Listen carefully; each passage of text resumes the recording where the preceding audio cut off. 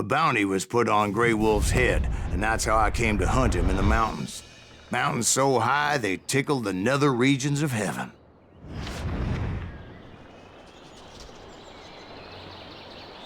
Grey Wolf was a Chiricahua Apache medicine man who had led a war party in revenge for a massacre against his people. The U.S. Army had attacked his tribe during his daughter's sacred sunrise ceremony, and the slaughter was unspeakable. I understood his anger, as there's nothing more traumatic than seeing those you love die in a cruel and painful death.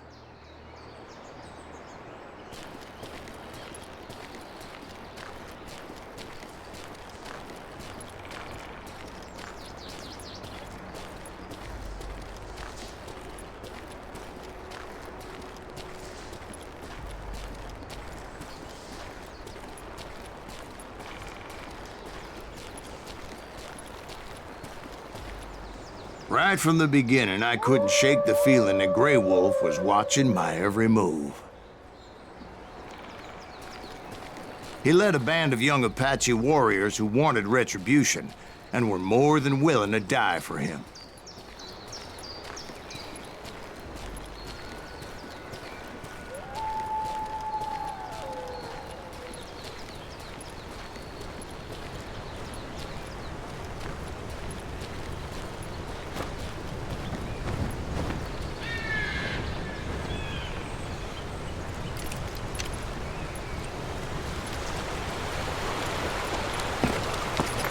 They saw me before I saw them.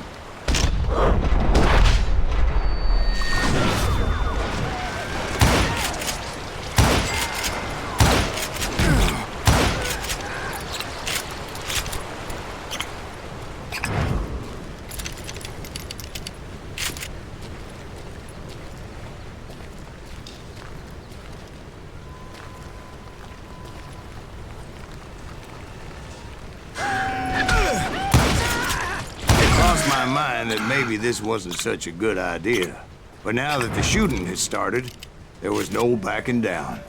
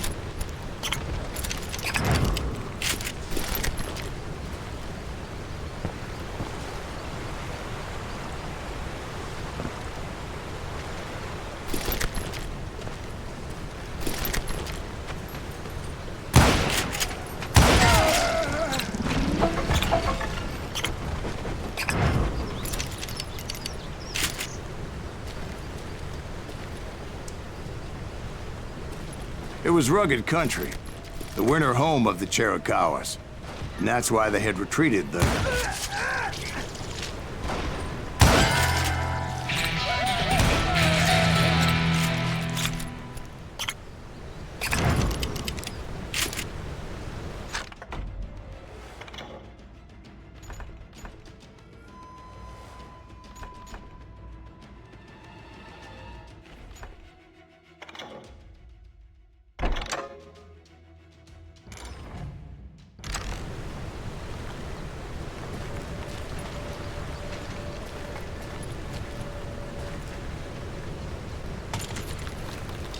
I admit to having some regrets about going after them the way I did. But then again, I got a lot of those.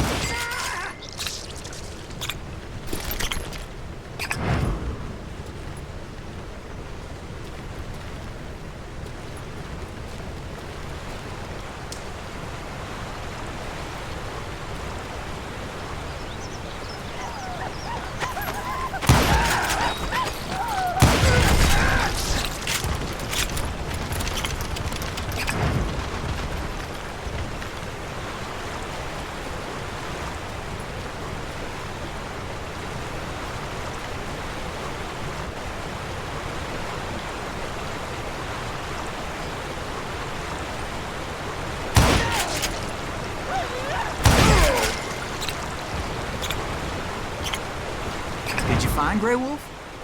Not at that moment, but I did find the entrance to their hideout.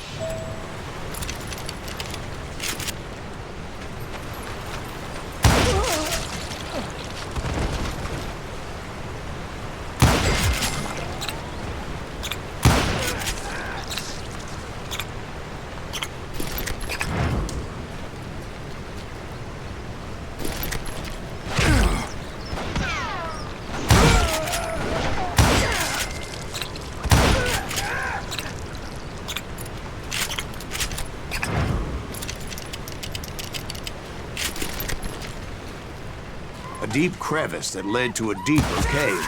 Don't tell me you went in there. Yeah, but it's not out of bravery so much as pure, angry cussedness.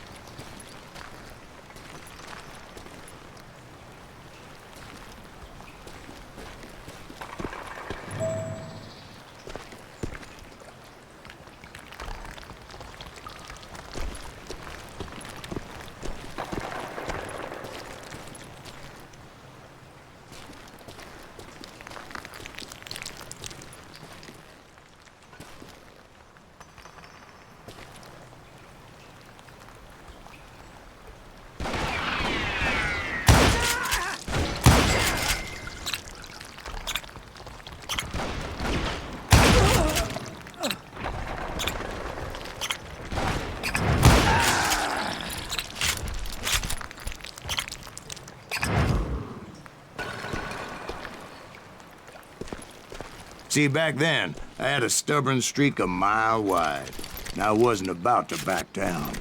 So it was like pitch black in there? Actually, it was pretty well lit, as they had torches on the walls.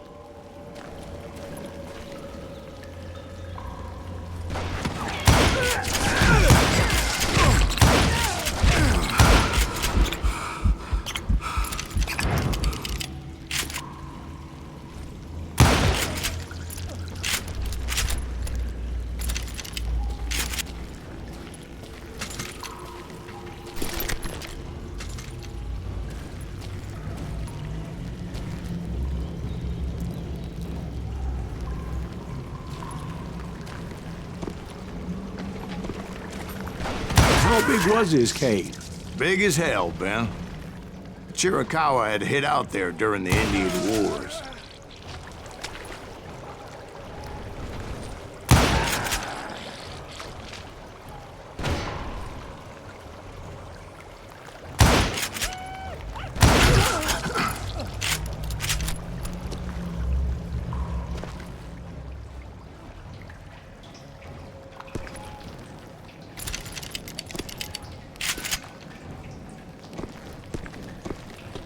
They thought it was haunted with the ghosts of those murdered by the horse soldiers.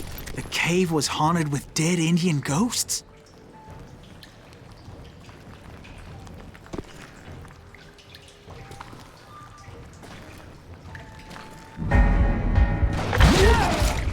To be honest, I was more concerned with the live ones than the dead ones.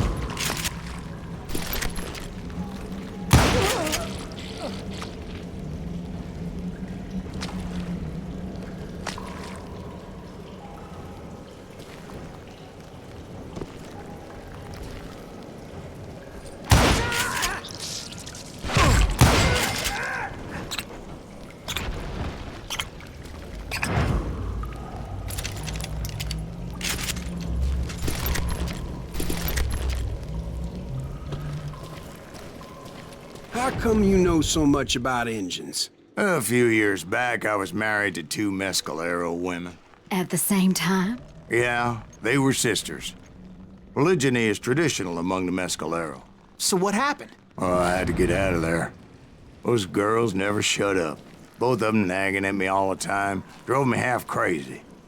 Haven't seen them since. No, I mean, what happened with Grey Wolf? Oh, well, I pursued him into the Cave of Death.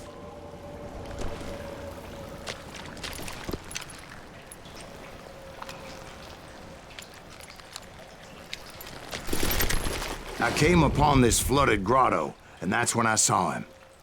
He came to me unarmed and unafraid. His voice echoed in the shadows, and I sensed he meant me no harm. You carry great darkness in your heart, and if you do not release it, it will claim your soul. The sound of his voice put some kind of ancient Indian spell on me.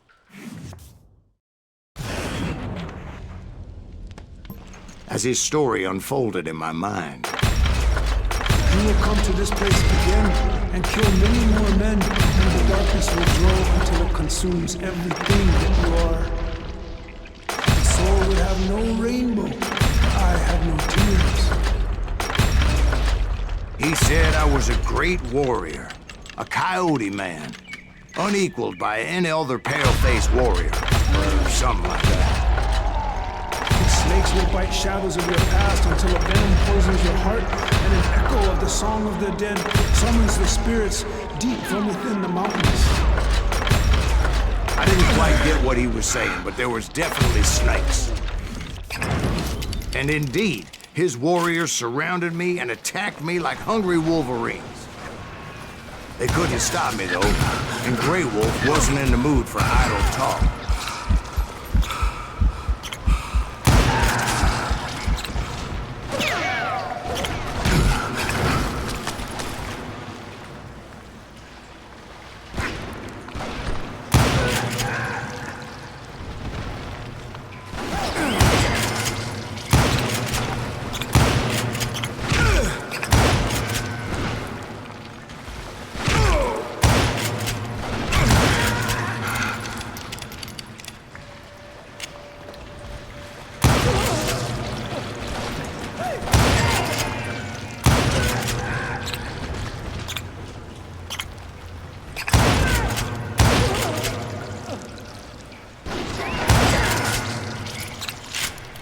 I swear I couldn't see any way out of this trap.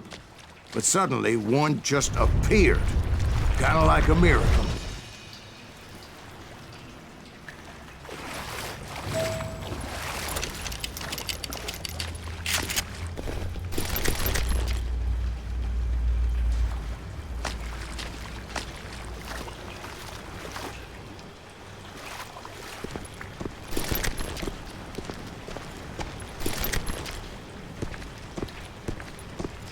I felt like I would be lost in that damn cave forever.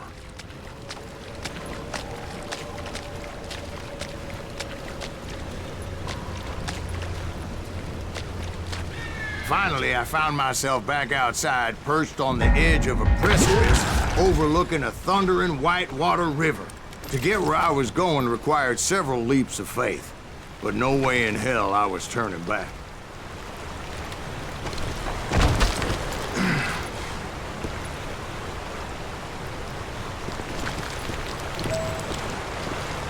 I chased after him, determined to make him explain the meaning of all that mumbo-jumbo.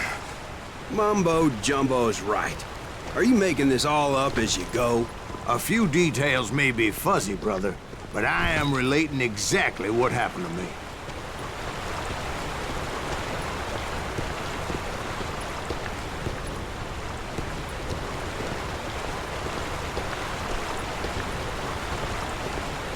There were dozens of Apache warriors aiming at me from on high. Dozens? Well, maybe not dozens, but there was a lot of them. At least 3 or 4. Well, more than that, little lady.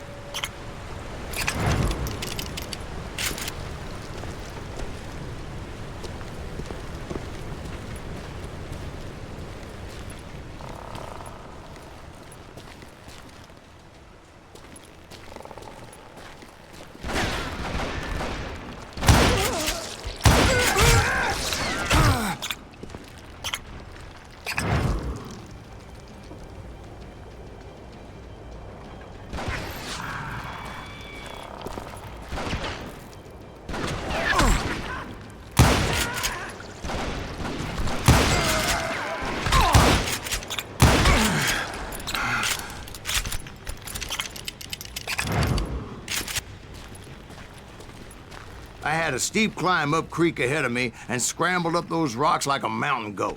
I was determined to locate Grey Wolf and find out exactly what the hell he was trying to tell me.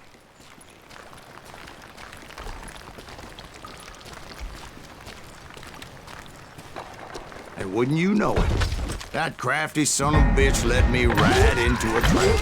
What kind of trap? Well, son, there had to be at least 100 Apaches surrounding me. 100? God be my witness. Oh, come on. Who you kidding? Hey, I believe you. Come on, tell us how it ended. All right, but I'm not gonna drag this out. Where were we? You were surrounded by 100 Apache warriors. Well, I didn't take the time to count them exactly, but there were a lot of them.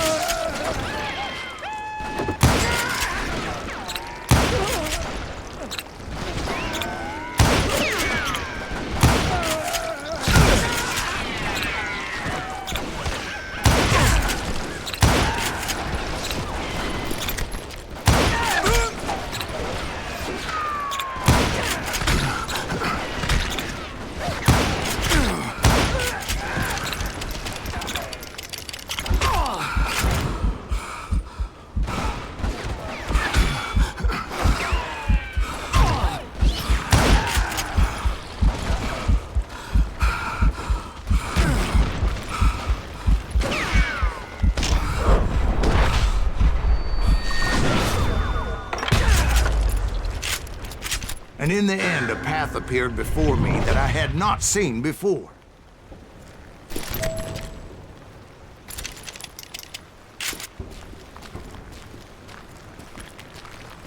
I followed it as I desperately needed to find out what Grey Wolf was trying to tell me.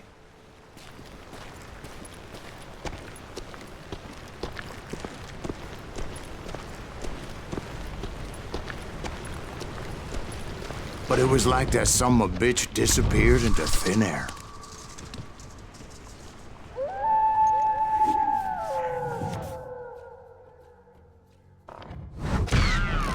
Never did find him.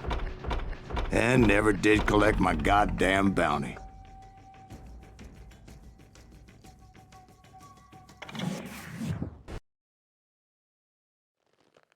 Thank you, darling. It's interesting how the truth can sometimes seem, might malleable, depending upon your point of view. Like how those dime novels make you out to be something you're not? Jack, don't be starting trouble. No, he's right. They do tend to exaggerate. Did they exaggerate your part in taking down the Daltons? Well, I was there in the flesh, boy, so I saw what happened firsthand.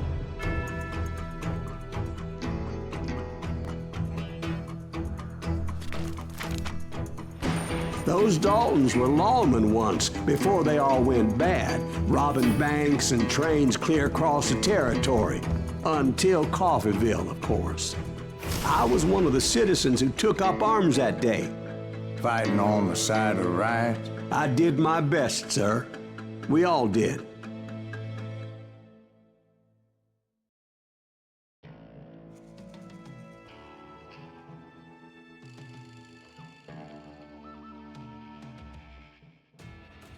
It was early morning. One of my friends was a local gunsmith, and he handed out firearms to anybody who'd take one. You see, the Daltons got it in their heads to rob 2 banks at the same time. 2 banks on the same damn street. He can't stand against the Daltons.